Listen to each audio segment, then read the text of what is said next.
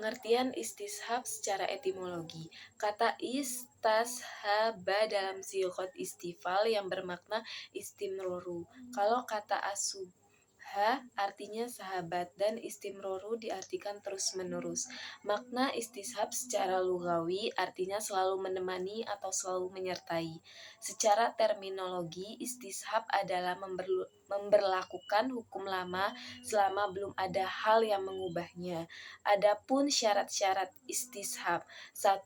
Penggunaan istishab lebih mengarahkan seluruh kemampuan untuk mencari bukti yang merubah hukum semula ada. 2. Setelah mengarahkan seluruh kemampuannya, pengguna istishab tidak menemukan bukti yang merubah hukum yang telah ada. 3. Hukum lama yang dijadikan sebagai pijakan bersifat mutlak. 4. Tidak terjadi kontradiktif antara istishab dengan nas yang ada. Adapun macam-macam dari istishab. 1. Istishab al-ibaha al-aliyah didasarkan atas hukum asal dari sesuatu yaitu mubah. 2.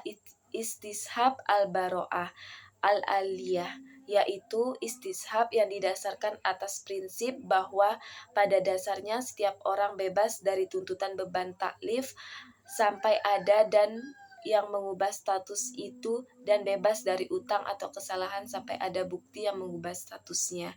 3. Istishab al-hukmi didasarkan atas tepatnya hukum yang ada sampai ada dalil yang mencabutnya. Contohnya yaitu seseorang yang sudah jelas melaksanakan akad pernikahan, maka status pernikahan tersebut berlaku sampai terbuktinya adanya perceraian. 4. Istishab al-wasfi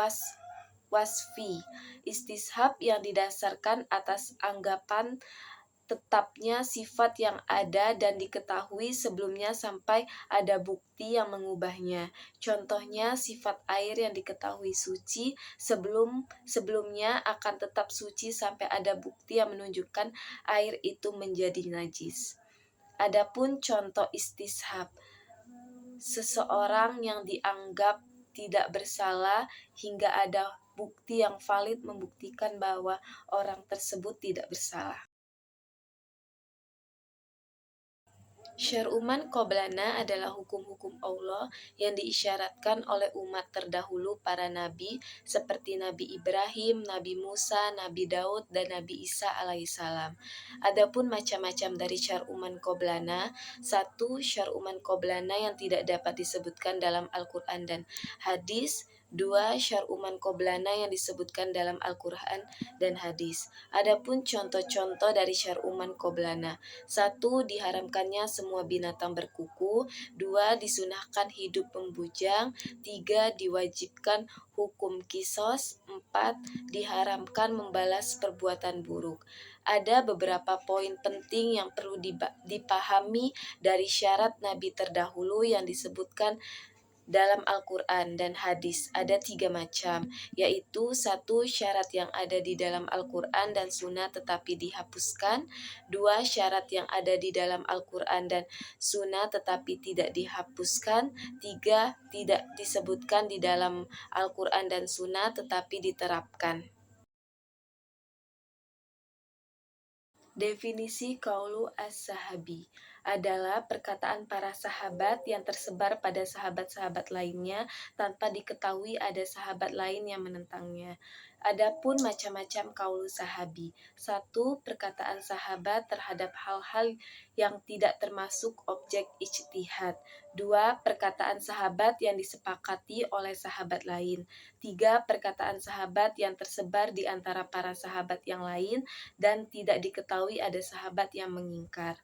4. Perkataan sahabat yang berasal dari pendapatnya dan ijtihad sendiri. Adapun kehujahan qaulu sahabi. 1. Satu pendapat mengatakan bahwa qaulu sahabi dapat menjadi hujan. 2. Satu pendapat mengatakan bahwa mazhab sahabat secara mutlak tidak dapat menjadi hujah atau dasar hukum.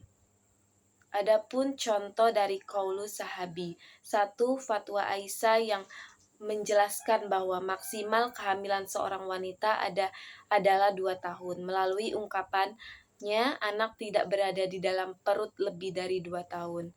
Fatwa Anisa bin Malik yang menerangkan tentang minimal haid wanita yaitu 3 hari.